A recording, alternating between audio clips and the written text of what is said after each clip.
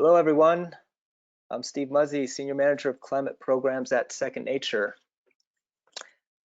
Welcome to today's webinar, Measuring Progress Toward Carbon Neutrality. I want to thank you all for joining. We hope everyone is staying sane and healthy in these unprecedented or uncertain times for us. Before we get started, I just wanted to quickly give a plug for our Second Nature's upcoming webinars. We have 3 in May. 2 are focused on solar. And the third is going to share our newly released Solutions Center. So all these, each individual webinar here is linked to the registration page, and then at the bottom of this page is the link to our website with all of our webinars, and this webinar will be up there shortly, either tomorrow or Monday at the latest, so you can access the whole presentation very shortly. Okay, so today I'm joined by with Jen Andrews, Sustainability Projects Director at the University of New Hampshire Sustainability Institute, and by Dave Carlscott, the Director of Energy and Utility Advisory Services at Brailsford Dunlavey. And the 3 of us are going to share the process and results of the analysis of SCIMap data of institutions that reported in 2010 and 2018. We completed this analysis in late 2019, and the 3 of us actually shared the results of the analysis in late February at the Climate Leadership Summit in Atlanta. So just a quick brief overview of the discussion. Jen's going to lead us off, and she's going to share the history of campus carbon accounting, as well as an overview of previous data analyses. And she's also, throughout her portion, is going to talk about the process of greenhouse gas accounting and the value of that process and the value of data. Dave will follow Jen, and he'll share his experience working with campuses on climate action planning, that process, the role and value of data in that process, and he'll also share the methodology that we used for the analysis. And then I will follow Dave with just a brief context of the Climate Leadership Network, and then finally sharing our results of our preliminary analysis of the SCIMap data. We'll then kind of close on what we've outlined as next steps or phase 2 of analysis, and then we want to open it up and leave ample time for questions from those of you participating. So with that, I'm going to turn it over to Jen. Thanks so much, Steve. Good afternoon, everyone. As Steve said, I'm Jen. I'm a project director at UNH's Sustainability Institute. And in that role, I manage a few things. One is our own internal sustainability planning and reporting efforts. So all things STARS, for example. And kind of under that umbrella, a huge chunk of the work is managing our own campus greenhouse gas reduction efforts. And of course, another project that I manage is the SIMAP work, which is all about supporting other campuses like yours in tracking your carbon footprints.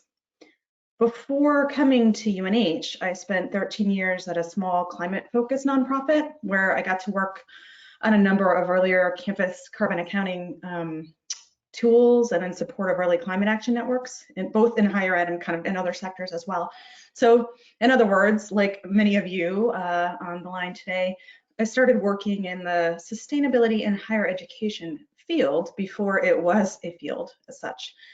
And I have spent a really lot of time, maybe too much time, working with and trying to improve and pondering the value of campus footprint data.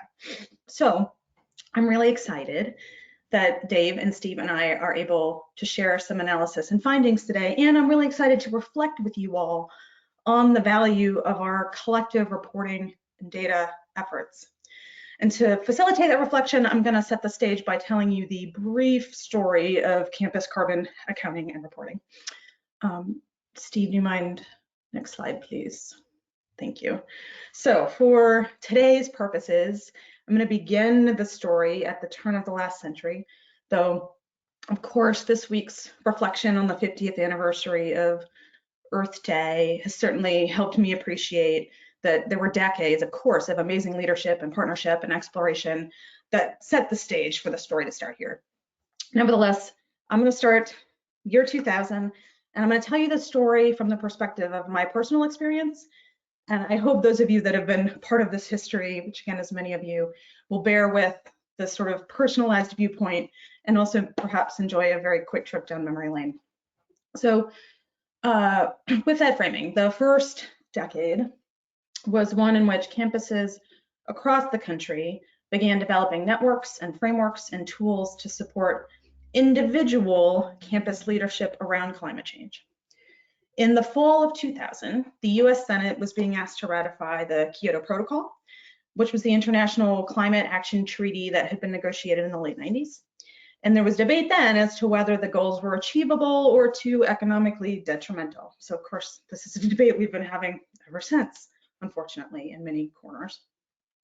So UNH faculty members, as an educational thought experiment, wanted to look at what would it mean for one campus to meet the Kyoto reduction targets? Is it true that it would be economically prohibitive for a campus?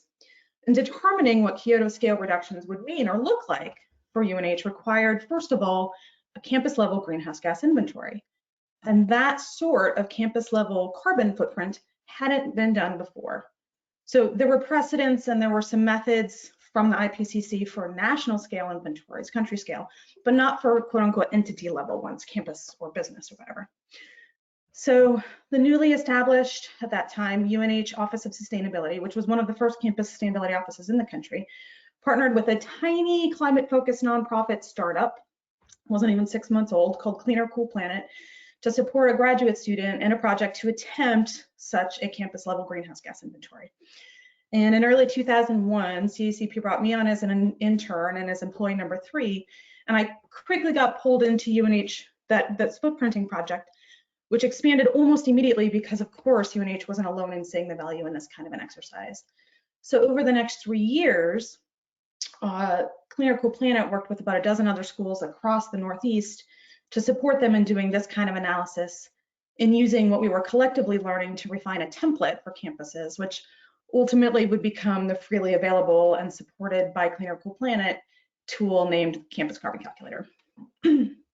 On the other coast, meanwhile, Julian Dotremont-Smith, who would go on to be one of the founding members, staff of ASHE, was doing a similar project as a student at Lewis and Clark. And in 2002, he published a guide to campus greenhouse gas inventories, basically a summary of his findings and work with support from the National Wildlife Federation and as part of a project to support a regional network of campuses working on sustainability called EFS West, which was a project of Second Nature. And in other sectors, similar leadership activities were happening. So in 2001, the World Resources Institute and World Business Council for Sustainable Development convened a multi-stakeholder international process, which would become the Greenhouse Gas Protocol, which has become kind of a foundation of carbon accounting. And they developed and released over the course of several years the Corporate Accounting and Reporting Standard to help companies do the same thing. So you've got in the middle of that decade a ton of work, collaboration, network building, progress, and then a big leap forward when hundreds of campuses not only committed to a goal of carbon neutrality, but agreed to report regularly on their progress through what was then called the American College and University President's Climate Commitment. And in a broader context, in 2008, STARS was piloted, ASHE piloted STARS, and that was the same year that 180 schools first reported their campus footprints to Second Nature. The work to get these programs and tools off the ground was incredibly collaborative and community driven, but the reporting was approached from the perspective of the individual campuses making the effort to report. We're trying to answer a couple of fundamental questions. Is our campus meeting our goals? Are we making progress at least? Are we leaders? What's working and not working in terms of reduction strategies? What do we need to know about our campus that we don't? It was all these questions framed around individual campuses. So moving on to the next decade, on the next slide, by 2010, we had a round of schools that were doing their second campus footprint reports for Second Nature. And we had campuses starting to report to STARS as well. And so we as a community were starting to imagine this data universe that we hope will be dynamic and illuminating, and it's going to help us accelerate individual and collective progress like never before. And so in 2011, Cleaner Cool Planet undertook, in partnership with Sightlines, a consulting firm, an effort to move away from an Excel-based campus carbon calculator and toward a shared online platform. And that initial online platform was called CarbonMap. And the vision was that by moving to an online interface and database, we can contribute to that data universe. In 2014, those tools and I went back to UNH when CACP sunsetted. So we started to work on improving that platform in lots of ways, but hold that thought for one moment. I want to talk about some early attempts at identifying higher ed reduction trends, again, because we were so excited about what we were going to learn from this data. So in 2015 and 2016, we worked with Sightlines on an analysis of available campus energy and greenhouse gas data from the Sightlines database, which was a very highly vetted and controlled, relatively small database. And in 2017, with Chris O'Brien, who was then at Edison Energy, now Customer First Renewables, we did an analysis of campus use of renewables, an initial analysis using Second Nature data and EPA Green Power Partnership. So basically, we were starting to try to harness the value of the aggregated and longitudinal data sets that had been built really painstakingly through individual reporting efforts begun the previous decade. And to try to answer those earlier questions, are we meeting our goals? Are we making progress? Are we leading? What's working, what's not? But to approach them from a sectoral or a collective scale. And so in these analyses, you'll see in the next slide, here's what we found. To the question of are we meeting our goals and are we leading, the answer was sort of. To the question of what's working and not working, we found what wasn't working was continued building and growth on campus. That was posing a huge challenge to emissions reductions goals, but that it seemed that commitments and reporting were working, or at least helpful tools. We were seeing initial signs that setting goals and reporting regularly seemed to have some value. It wasn't clear if renewables, how well renewables were kind of working or catching hold. But what was really clear is that we needed much more and much more integrated data sets in order to really be able to tell good stories or learn about strategies to move forward. And we needed a lot more confidence in the data that we had. We needed to improve our data quality, which Dave will talk a little bit more about momentarily. So just to finish out that last decade, the findings, so Steve, if you don't mind moving to the next slide, please. The findings of those early reports were intriguing, but realistically, those data sets were too limited for them to be, the findings to be terribly meaningful in terms of collective evaluation. But the need for more and better data is the one that I really took to heart. And so over the past 5 years, we've been working at UNH to try to address at least some of those challenges through lots of partnerships and collaboration. And that resulted in, among other things, the launch of SIMAP, the SIMAP tool in 2017, through which we've been working to continue to align platforms, improve data quality, and just continue to develop tools to learn and tell better stories for our users.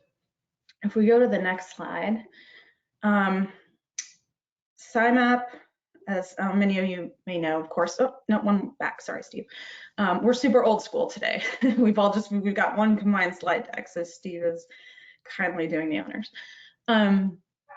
SIMAP, the Sustainability Indicators Management and Analysis Platform, through it, the good news is that we are getting more and better data. So of course, this is a combined carbon and nitrogen accounting tool, came from 2 individual tools. And thanks to its uptake over the last several years, 3 years, 2.5 years, We now, for the purposes of this analysis, had our largest sample size yet available of both signatories and non-signatories, more consistency around emissions factors and methods year to year for the same campuses and of course between campuses, access to input as well as output data, which helps us really inform and contextualize, and a lot of kind of support in terms of improving the quality of the data through data reviews with our users and others. So that's been hugely helpful in doing the analysis you are about to hear about from Dave and Steve momentarily. So just to wrap up my piece, as you listen to the rest of this presentation, on the next slide are some of the questions that I invite you to consider. These are questions that have preoccupied me as we've undertaken this analysis, and more broadly, they preoccupy me in all of my work, because I think they're useful questions. The value of data, that question seems especially poignant right now, both because we're in another crisis that we can't solve without good data, better data. In many cases, we don't have it yet, but nevertheless, we need to use what we have, and we need to invest in making it better. And also because this moment of disruption will obviously have some interesting and potentially really illuminating impacts on our own campus footprint data. This work, this campus carbon reporting, accounting and reporting story, it's always been community driven, all of you. And this community has always been about shared learning, and that's what's made it wonderful. But we all still do much too much reinventing the wheel on our own campuses. And now more than ever, I think we really need to be thinking about and working toward our shared leadership story, including in our kind of data efforts. I really do believe that we're at a point where with judicious use of these resources, we can create and benefit from some insight and begin finding some collective answers to those questions of, are we leading, what is working, what is not. So I really look forward to continuing to work with you all to meet that challenge in this third critical decade that we're entering. And with that, I will turn it over to Dave. Great, thank you, Jen. My name is Dave Carlsgott. I'm hailing from Seattle, Washington, so I'll say good morning to all of you, even if it's afternoon where you are. I'm a director of energy and advisory services at Brailsford Dunlavey, and I'm going to talk briefly about the process we used in this analysis and some key takeaways about the data collection and reporting process itself. But similar to Jen, I'm going to give you first a little bit of history. Steve, if you can go to the next slide, please. I'll just briefly talk through a timeline of kind of how I got here to be on this call with Steve and Jen.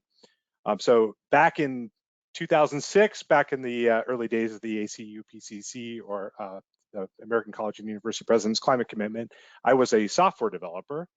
I was approached at that time by my former business partner and current colleague, Rob McKenna, around 2011 to help him with some energy and carbon modeling. He had been using the Second Nature reporting system to help jumpstart a lot of his climate action planning and utility planning efforts at different campuses around the country. Anyway, I was brought in to help build what we were calling the integrated energy planning model, and this was a long-range planning tool for helping to understand what to do about our carbon as well as energy issues on campuses. And whenever we started a project, we would always look to the Second Nature platform for the source data to get things going.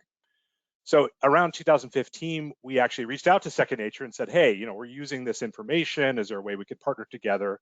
And we ended up coming up with a pilot project where we took data from 10 different campuses, their reports, and then we were able to automatically generate at least a draft climate action plan for them to start with.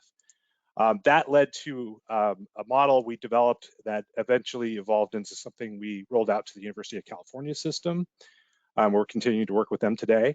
In 2017, we did a first study similar to the one we're going to share today, where we looked at the totality of the database of the Second Nature database to see, we've been reporting now for 10, 11 years. Have we been making progress? And to no one's surprise, we learned a couple of key things. One, there's a lot of holes in the reporting data, and that a lot of campuses were really struggling with the reporting process itself. So it was hard to make conclusions, as Jen was just alluding to. In 2018, we kind of moved away from analyzing data that we didn't have faith in into how can we improve that data. And in that year, we ended up doing kind of hand-to-hand combat with 10 about 10 to 12 campuses to try to better understand what they were getting tripped up on.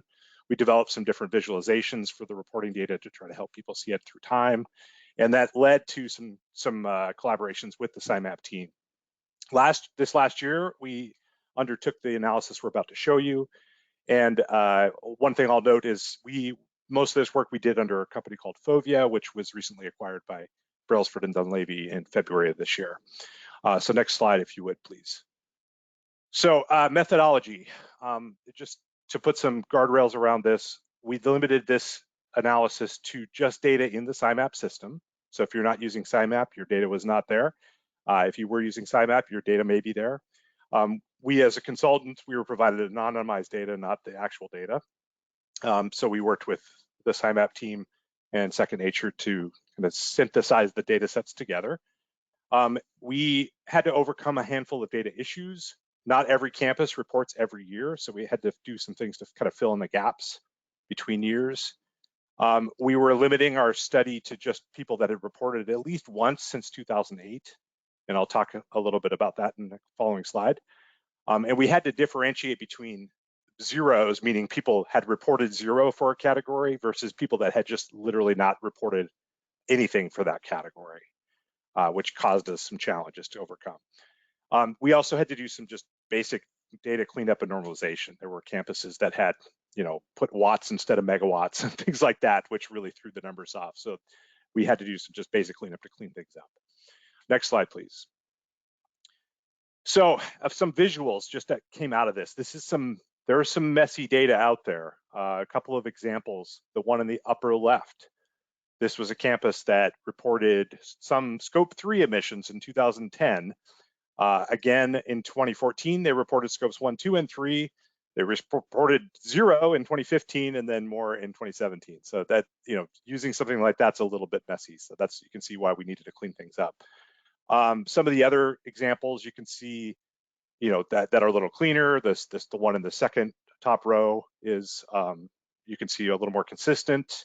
The one in the upper right shows a big spike in scope 3 emissions. That's likely they started reporting scope 3 emissions in 2017 or added additional scopes or changed their methodology. We're not exactly sure there. So anyway, you can see I won't go through all these examples, but there's some inconsistencies across time. Next slide, please. So we had a couple of rules, and Steve, I'll apologize. You're going to have to, I guess I have fancy animations in this slide. So if you could go ahead and advance to turn on the, so first thing, as I mentioned, we had to have at least had one report on or before 2010. The second thing was if we didn't have a year of data, we just used the previous year and assumed it was the same. That's obviously not exactly correct, but it at least gave us ways of filling in the blanks. And then we got rid of cases where there were just order of magnitude errors and things like that, as I mentioned before. Next slide, please. So 2 key observations I'll leave you with before I hand it over to Steve to give you the actual results of all this that we've given all this preamble to. So the first is kind of a silly take on an old expression. Those who don't change history are doomed to explain it. I'll talk about that in a little bit more detail. And then the other point is not all scopes of emissions are created equal. So next slide, please, Steve. So one of the examples that came out of our work in 2018, because campuses are reporting 1 year at a time, Jen talked about one campus at a time, but even at the campus level, it's really, we hired an intern for this year to do our inventory, or the staffer that did it last year moved on to a new position.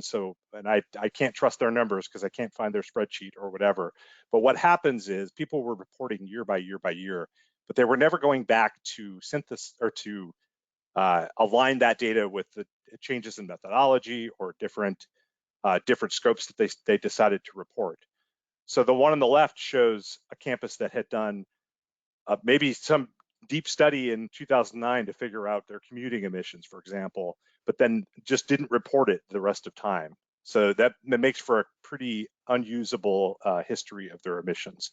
On the right is after I literally just worked with them and said, hey, you got to put a number here to fill in the gaps. And it was pretty easy to clean it up. The one on the right you can use to start taking to a decision maker to talk about your carbon footprint. The one on the left does not give you confidence. Next slide, please. And the other point was not all scopes are created equal. And as we went through this effort, these probably won't be a huge surprise to most of you, but some of the scopes were pretty straightforward. On-site combustion was relatively clean. I mean, occasionally people get an emission factor off or something, or get their units messed up. But generally speaking, natural gas, fuels, those were pretty straightforward. They're, gallons or units of energy times the emission factor. Electricity was certainly messy. There's the complexity of what type of, do you use the e-grid factor? Do you use your market or locational based factor? Do you change methodologies from your previous years to now? Is your utility reporting that? So there's definitely some complexity around that. Using something like SCIMap to help kind of make that consistent across time was certainly one way to get at that, but that's something that was pretty obvious. As you go further down to scope 3, it's commuting and air travel generally, if people did report them consistently, were good, but a lot of times they just didn't report them year to year. And as I showed in that previous slide, waste was pretty bad. I would say there was numbers all over the map on different methodologies and processes that campuses used. And I would say every other scope that you can think of was spotty at best. There were certainly campuses that had clean numbers across time, but there were a lot of cases where, one year you'd have fugitive emissions, the next year you would not, for example. So last slide, and I think Steve. So kind of takeaways for you as campuses. I mean, if I can give you a couple of simple messages. One is fix your history, go back. Just because you weren't in charge of it in 2007 or 2007 or 2008, it's still important to go back and correct that history to get a more accurate view of your trajectory. Use the 80-20 rule. There's not all the data is worth digging into the weeds on, but if you can get a lot of the insights out of that 20% of your data that you can get your hands on. Show your work and save your files so the person who takes it over after you knows what your assumptions were. And then finally, these protocols themselves, the actual rules for how we do this accounting, are in flux. They're changing, they're evolving as we learn more. And so get involved in a working group. I've been involved with the bioenergy working group, and it's been fascinating. There's some complex issues to have to work through. So we're talking about, how do you account for biofuels properly? And the group itself is now part of the greenhouse gas protocol process. I think that is my last point, and I will pass the baton to Steve.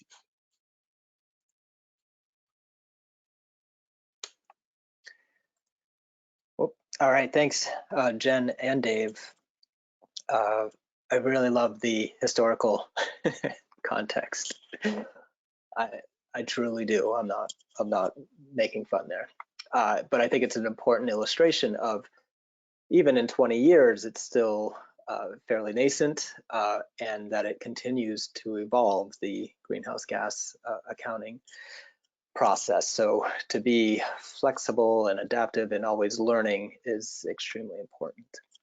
So I'm just going to go pretty quickly with the history of the Climate Leadership Network, so that we can look at the results and then leave time for questions. But so we talked, ACU PCC had been mentioned. That was strictly carbon commitment and the goal of eliminating operational greenhouse gas emissions. In 2015, there was the expansion to include a resilience commitment that does not require any carbon accounting and reduction in goal setting. But all three of these commitments, so then if you want to do both carbon and resilience, that's your climate commitment, you're integrating them both, but all three commitments all share the elements of publicly reporting progress annually, as well as kind of the how you're incorporating into the educational experience of students, as well as your greater community where you reside. So again, started in late 2006, we've had nearly 900 signatories over that time, and we're currently sitting at just under 450 participating in the commitments. And here is the breakdown of participation in the commitments.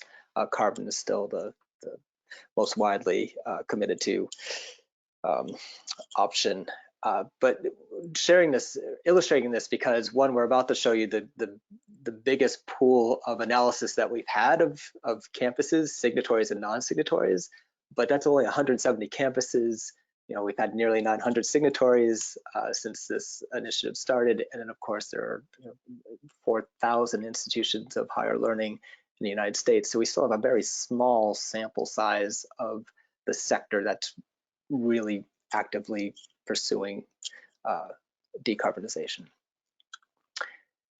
So again, kind of looking collectively at the existing network and how it breaks down if you want to segment by institution type or basic Carnegie classification, fairly even distribution across the basics, with special focus being smaller because they're special focus institutions. And then when you break down Carnegie class and institute commitment type, again, the carbon commitment's fairly evenly distributed, as well as the climate commitment, doing both across the Carnegie classes. And then we have 5 institutions that are just doing resilience. So finally, we're at the results. I want to preface this again that no major spoilers here. I think a lot of the results of this analysis have already been kind of, those were trends in earlier analysis that Jen was sharing. But this analysis will shine some light on some areas that we find interesting and are leading to kind of next level phase 2 of the analysis in SCIMap data. So again, 170 campuses, and they had the requirement was they had to have at least one inventory in 2010 and one in 2018. And we chose 2010 as the baseline because of to have more of a global reference, with the IPCC recommending that in order to keep warming at 1.5 degrees Celsius globally, we would need to reduce emissions at an annual rate of, I believe, 2.25% from a 2010 baseline, and reduced by 45%, in order to reduce emissions by 45% by 2030. So that's kind of our point of reference, why we chose 2010. We also took out scope 3 initially because it was so messy. So signatories, of course, have 2 outputs under scope 3 in commuting and air travel that they're required to report on, with non-signatories not having those requirements. The signatory scope 3 data is all over the place, and then the non-sig data is even more wild. So we just stuck with scope 1 and 2. And together, there's reductions. That's great. The other thing, as a group of 170 campuses, this has been mentioned in earlier analysis, so the reductions happened even though building footprints, campus footprints were expanding, as well as enrollments. So this pool of campuses have a 13% footprint increase, as well as a 9% increase in enrollment. And so for reference, the gross square footage would be the equivalent of adding 3 UCLA campuses, and the growth of student population would be the equivalent of adding 2 Arizona State universities in that time. So just simply high level reduction drivers, the kind of carbon intensity of the electricity grid is decreasing, natural gas use by campuses is increasing with the carbon equivalent output of the combustion of natural gas, giving you those reductions. Coal decreasing significantly, as well as on-site oil combustion. So taking this pool of 170 campuses and breaking it into the 2 groups. So does a public commitment to carbon neutrality drive deeper decarbonization progress? So it just happens that in 2010, the 100 who reported in 2010 and 2018, it broke down to 131 of the 170 campuses were signatories, with 39 being non-signatories. And then this is just the breakdown of SCIMap reporters by signatory, non-signatory by year. So good, more frequency of reporting as we get closer to 2020, as we come up through the years. That's good. Then again, this group breaking down by Carnegie class, non-sigs and signatories. There's your breakdown. So now just looking at scope 1 emission reductions between signatories and non-signatories, basically even, non-sigs doing slightly, percentage more of a decrease. Again, it'll be these 170 campuses, this pool. And then again, just for reference, the 407,000 metric tons that signatories reduce would be the equivalent of eliminating the University of Illinois Urbana-Champaign's carbon pollution. Just a visual graph of the same information showing reductions are about equal for SIGs and non-SIGs for scope 1 emissions. We move to scope 2 and we start to see a bigger break between the two groups. So 6% reduction for non-SIGs with a 26% reduction for signatories. And again, we'll use the University of Illinois Urbana-Champaign for reference. So about two of their campuses have been reduced in the purchased electricity emissions from signatories. So visual illustration showing a little bit more progress here by signatories. So then we started to look into the renewable energy purchases. So this does not include on-site and projects, but in 2010, we had 8 non-signatories out of 17 reporting renewable energy purchases compared to 32 signatories out of 95. When we go to comparing to 2018, we see non-signatories actually, there were more non-signatories that purchased in 2018, but the percent increase actually went down compared to the number of reporting, whereas signatories actually increased the number of the numbers of those reporting renewable energy purchases by 15%, from 17 to 32%. So then we kind of looked into the technology, renewable energy technology, where these RECs are coming from. In 2010, it's pretty simple. And at that point, when the campus carbon calculator actually didn't even have an option to designate what the technology was that was providing the renewable energy certificates. So you just have hydro and wind, and then other. As you move to 2018, SCIMap has more options and increased functionality to track in more detail. Wind dominates, but you're seeing other technologies being included with biogas and hydro. And so moving on, we looked at states. In 2010, 20 states were represented in the purchases of renewable energy. New York and Pennsylvania had the most, but again, not a tremendous amount. We're talking 6 and 7 institutions, 6 in New York, 7 in Pennsylvania. When you move to 2018, it expands to 32 states, with New York and Pennsylvania still leading the way. Again, it's about doubled what they were in 2010. So we're up to about 12 for each state. And of course, we're just looking at our sample pool of 170. These numbers are obviously bigger. Breakdown by Carnegie classification, baccalaureates led the way in 2010. They continued to lead the way in 2018. And so I went very quickly here, but we're going to leave it open for questions. But here are some of the trends that popped out for us from this analysis, this preliminary analysis. So again, not surprising, but signatories have been tracking more emissions sources and have more data over a longer time period. This was one that we were surprised about, the fuel switching. So switching to natural gas, but what we saw in this pool was the signatories only increased natural gas consumption by 5%, whereas non-SIGs increased it by 56%. And then, of course, the switching to renewable energy has seen a large increase. And then this pool that this sample, there was not a single non-signatory that purchased offsets, signatories purchase offsets. The only way to get the carbon neutrality in today's current reality. So are we on track?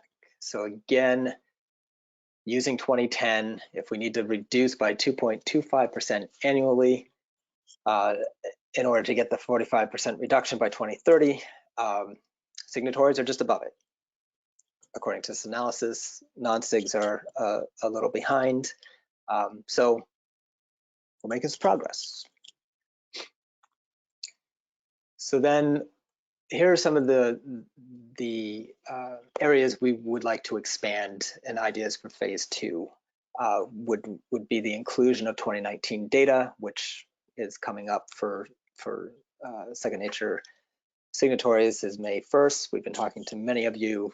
Extensions are available, obviously, just let us know. But we will pull the data for the next analysis in mid to late May. So to hopefully capture, to get a bigger pool for this next round. But so we want to dig deeper into renewables. CFR is very interested in helping with that, but we want to look at on-site. We want to do emission factor comparison, location versus market-based, and then of course the mechanisms for engaging with renewables. We've also discussed adding energy inputs to the analysis to see how they compare to the outputs, biogenic emissions, and we actually are co-facilitating a working group with SCIMap on bioenergy, and which is in line with the World Resources Institute amendment. There's a whole technical working group on modifying the methodology for bioenergy accounting. And so our campus bioenergy working group is helping to inform that process. And that's about a 2.5 year process. And the introductory call just happened yesterday. We want to look at RECs and carbon offsets generation and selling.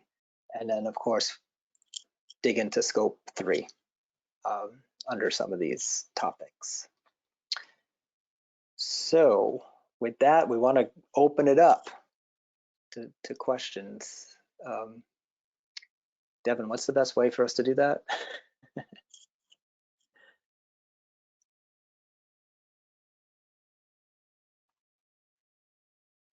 Jen or Dave, is anyone still on? I'm still here. I was just muted. So we still have, we have 52 attendees on the line. Folks can, we can unmute the whole line and then folks can speak, or folks can raise their hands or use the chat function.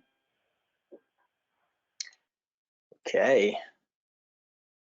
Well, while we're waiting at Jen and Dave, is there anything, I went pretty quickly there. Were there any major things I missed?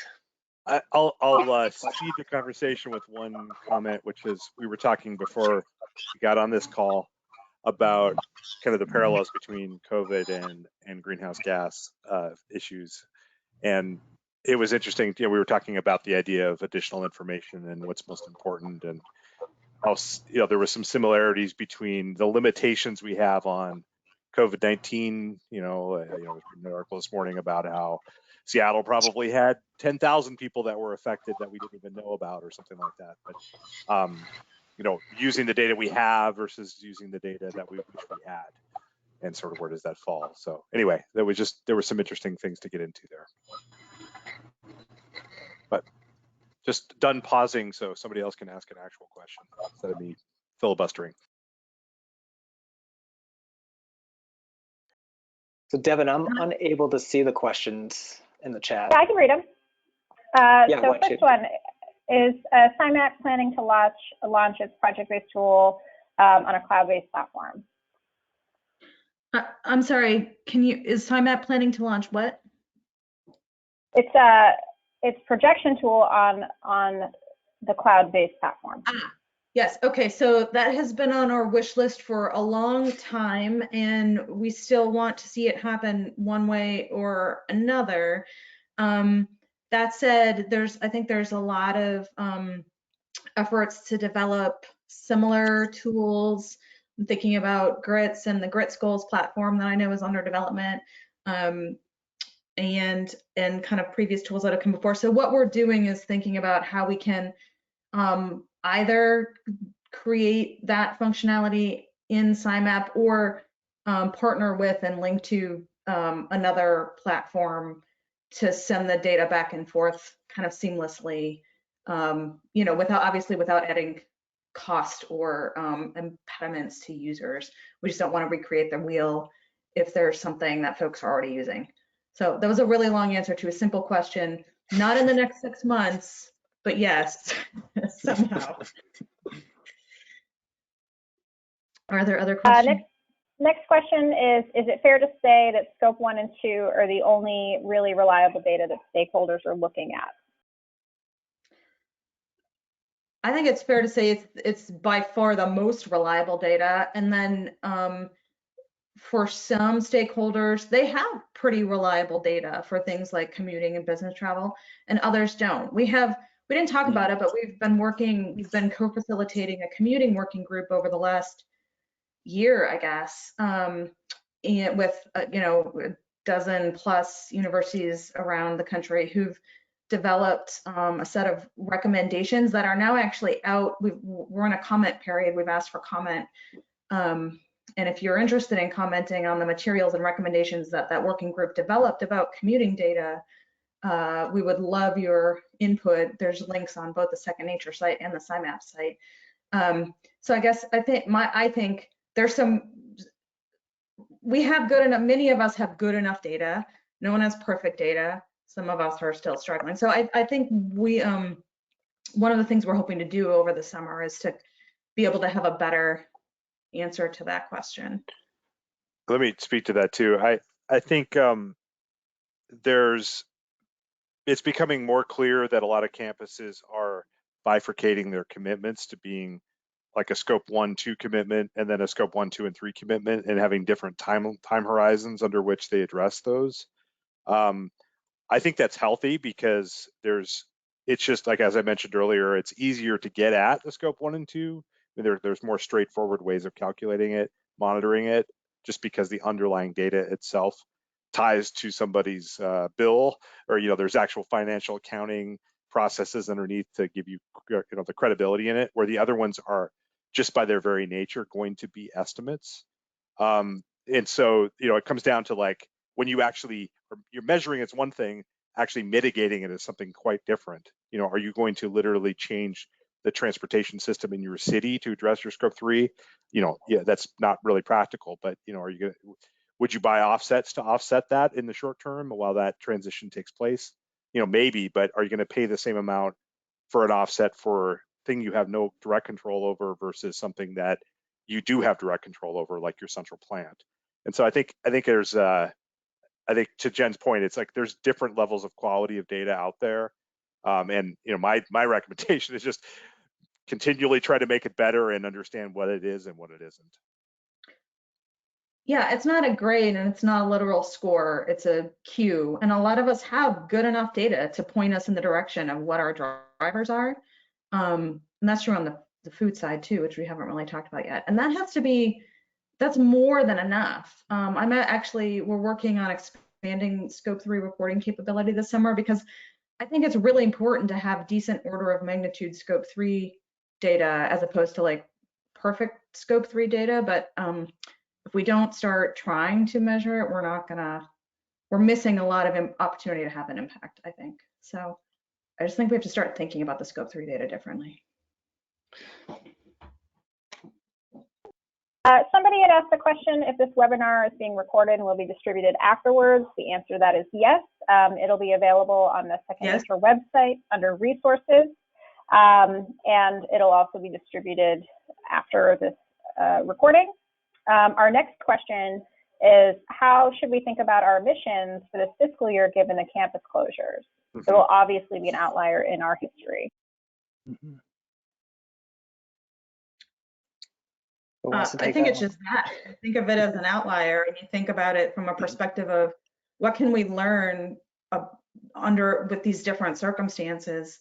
What does it tell us about kind of what our more fixed versus less fixed impacts are, and how does this help us with kind of scenario analysis moving forward? I don't think it's a huge problem, honestly. Like, it might be artificially low, or it might actually kind of point, if things change super dramatically in terms of how we do things, it might actually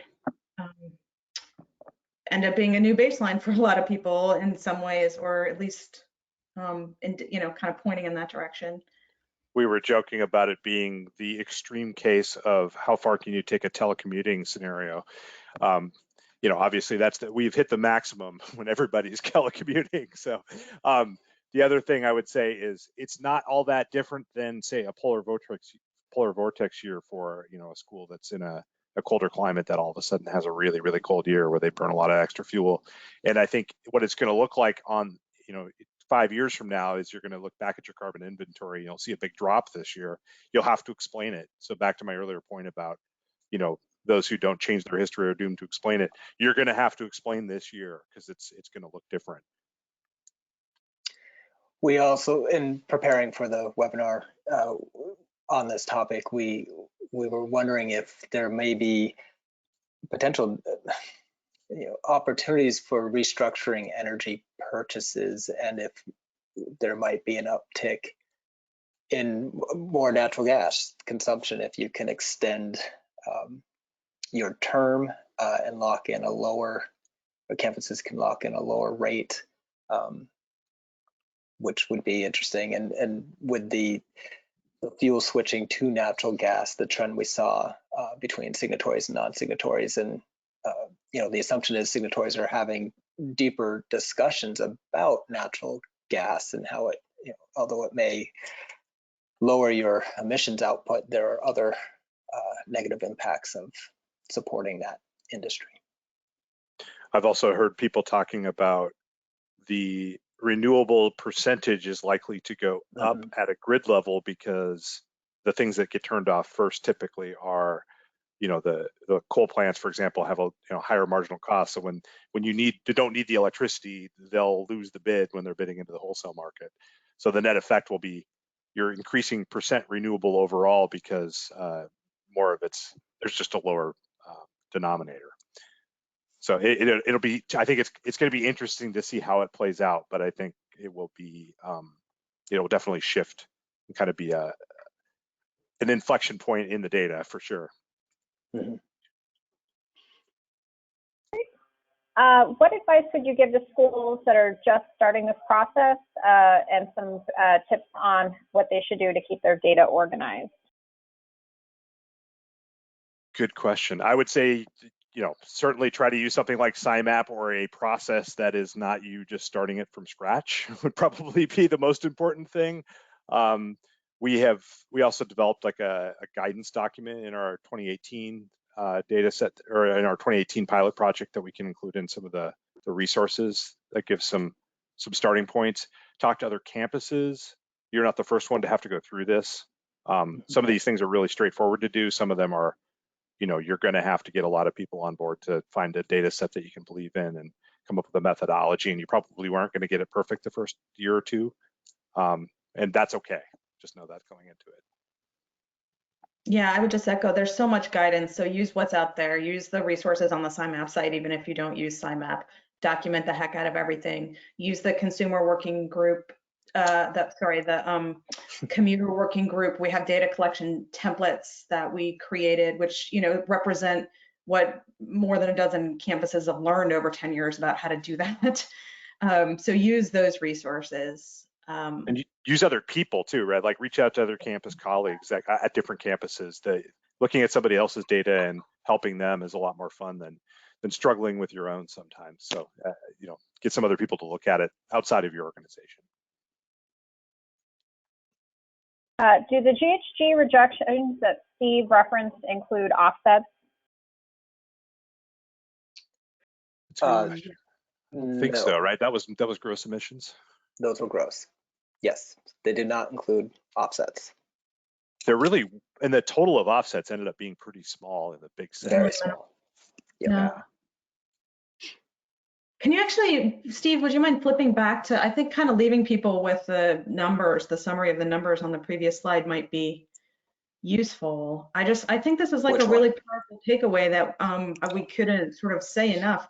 It is clear that this question of are the targets doable? Can we meet this challenge? People are meeting it.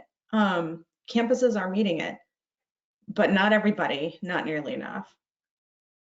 I think those are pretty important, pretty inspiring, pretty clear. Well, and I maybe would say though that as a campus community, we need to be exceeding, we need to be going well beyond what's the bare minimum, because not everybody else is meeting these. So if we're the only ones even meeting them, that's not enough either. Yep. But good job. Next question is, are we entertaining the idea of adding embodied carbon to the mix? Yes, we're working on having that ability. I don't know about the reporting mix, but certainly the calculation mix.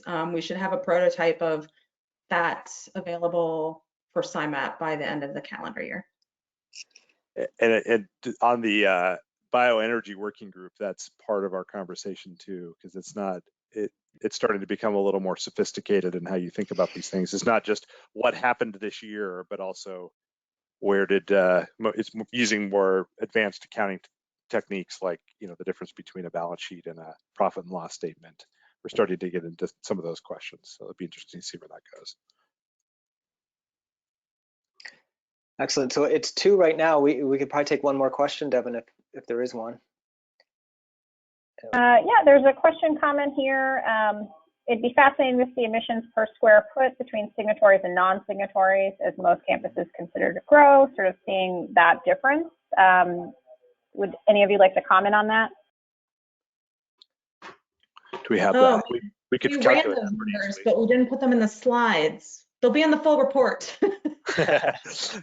We will add that. Yeah, that's a good reminder. Thank you. And then so if we didn't get to your question, reach out to us again. If you don't have our emails, they are in this slide deck, but feel free to reach out to any one of us at any time with any comments, questions. We're happy to respond. So I want to thank everyone again for joining us. Hope you found it helpful, and I want to thank Devin, Jen, and Dave for their help in logistics and presentation. So thanks, everyone. Thank you. Thank you. Thanks for the opportunity. All right. Take care, everyone. Afternoon. Bye-bye.